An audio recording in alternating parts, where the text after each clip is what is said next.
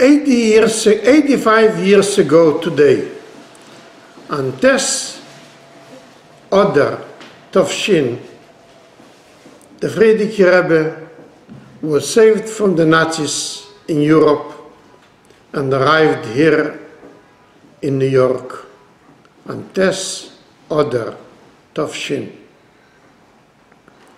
4 months he was under the Nazis' occupation in Warsaw, till he was saved on Hay Davis from the Nazi Warsaw. He was taken to Riga, and eventually he came by ship here to the state. That day that he came to the United States out of danger of the Nazis was a great day for him. He had a shtreimel that he would wear on Shabbos. And that day, since it was such a high day, he wore this shtreimel on the ship. He put the shtreimel on his head. As you could see here in the picture, later you'll see it, that near the shtreimel you see a picture of him sitting with the shtreimel in the ship before he went off the ship to meet the Chassidim and greet them on this Adar 85 years ago. 770 wasn't yet bought by Chabad. So he went to a hotel, Grayson Hotel in Manhattan. He stayed there for almost a half a year, till they purchased 770 and he came to live here. Pesach, he didn't want to stay in a hotel. There was a Lubavitcher Chassid in Lakewood that gave away his house, the whole house, for the Rebbe to stay there for the Pesach days. He came there a few days before Pesach and he stayed there till a few days after Pesach, and then he went back to the hotel. On the same day he came, on this Adar, 85 years ago, when he came to the hotel, he called to him for a special meeting the Chassidim that was here, and he told them, everyone thinks America is different. You can't have here yeshivas. But I came here to show that America is not anders. It could just be full with yeshivas, just like Europe. And he said on that day of Tes Adar Sheni, Tofshin, 85 years ago today, that he is going to establish a yeshiva here in New York, where he didn't have 770 yet. But there was a Lubavitcher shul in Remsen Village on East 51st Street, 454 East 51st Street. There was a group of 15-20 bochrim that wanted to learn in the Lubavitcher yeshiva, so they started the yeshiva there.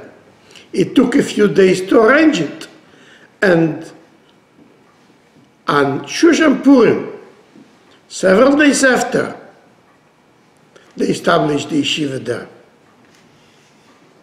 Then they started looking for a place to buy for a house for the Rebbe.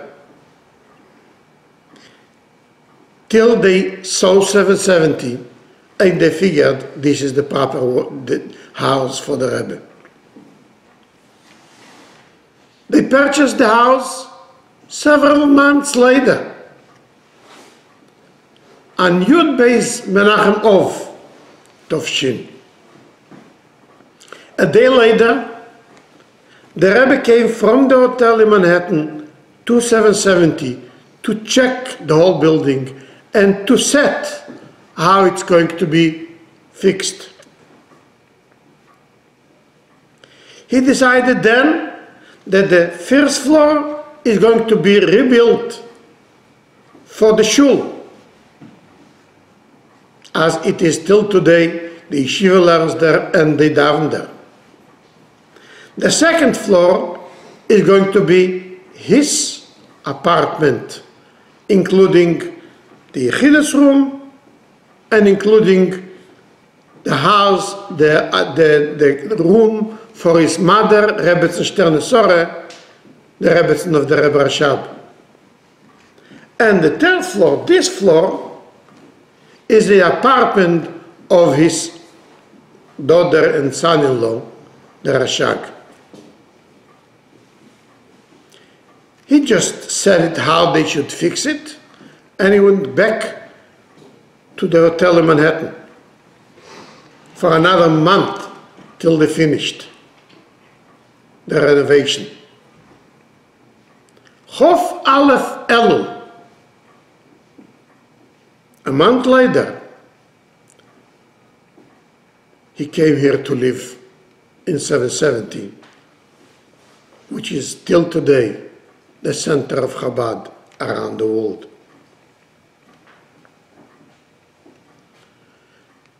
There is in 770 a basement too.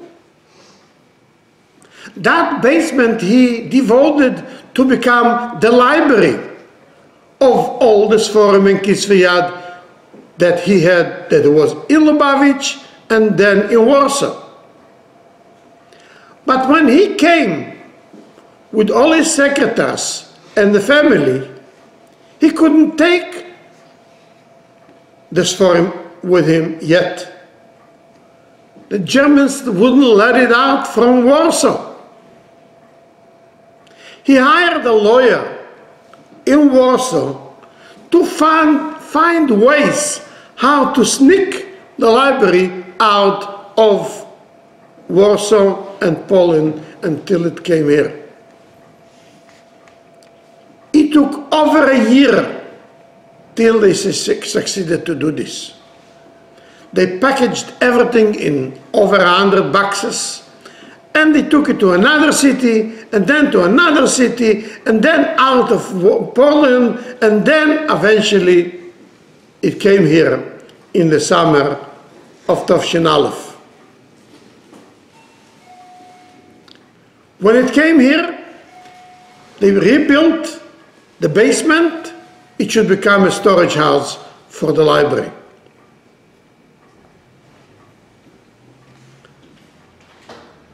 For many years, this was the only library here.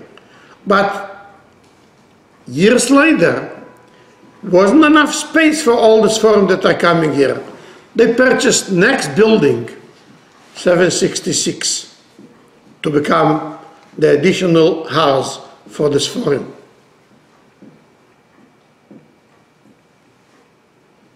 That's how it was for many years. Till so many Sforim came, especially after the court case, when the Rebbe said everyone should bring here more Sforim. Wasn't enough space. So when we wrote to the Rebbe that there is so many boxes that we can't even open it because we don't have space, everything is packed, the Rebbe replied we should write in some suggestions what to do. We wrote some suggestions of buying a house on Kingston and building the library and other ideas. The Rebbe responded, no, The Frierdiker Rebbe started the library here in 770. This is where the library should stay. There is not enough space. Find a way how to enlarge, but not in another place. Then in the courtyard was just a courtyard. We dug out the courtyard and we built a big storage room under the floor. On top of that, we had the floor that you are walking now on the floor of the storage of the library. We added the floor to the next building. We added the bridge. It should become all in 770 with the extension. But this floor, we devoted, it should be exhibition. Because the library itself is a research library. People come in to check a sefer they cannot find anywhere else. Who needs it? A researcher, a Rosh Yeshiva, a Rabbonim. But people like you, they have enough sforim in the house, in the shul, in the school, that they could learn. They don't have to check an old sefer they cannot find. But everyone that comes 770 wants to see the holy, special, rare, interesting items that are in the archive of the library. For that we devoted this hall with the showcases and display tables to have the exhibitions here. That's how it goes on for the last 30 years. This exhibition is the 15th exhibition that we have here. This exhibition is devoted to our Rebbes. Each one of the Rebbes has one showcase where we show the most holy, rare, interesting items that we have from the Rebbe. As we come in, we see the showcase of the Rebbe, where we could see the shofars that he would blow on Rosh Hashanah. This week is Purim. We could see the Megillas Esther that he would listen in. Two. One that he came with from Europe, and one is that several years later they wrote special for the Rebbe with all the Hidurim in a silver case. We could see there, soon as coming up Pesach, the kaira that he would have under the matzahs. We could see there the Chanukah menorah that he would light all the years. And so other items. We also have here the tables that he would give out the dollars all the years. He had two tables, one for downstairs and one for upstairs. We could see on the video those pictures of the Rebbe giving out dollars on these two tables. But going to the Frierdiker Rebbe's showcase, the second showcase, we already mentioned the Streimel and the picture how he's coming up off the ship 85 years ago today and test other tough ship. We could see the coat that he was wearing when he came here. We could see near it a picture of him coming up off the ship wearing this coat. We could see here the kaira that he would have, but the night of the Seder under the matzahs. We could see here the menorah that he would light the candles on Chanukah.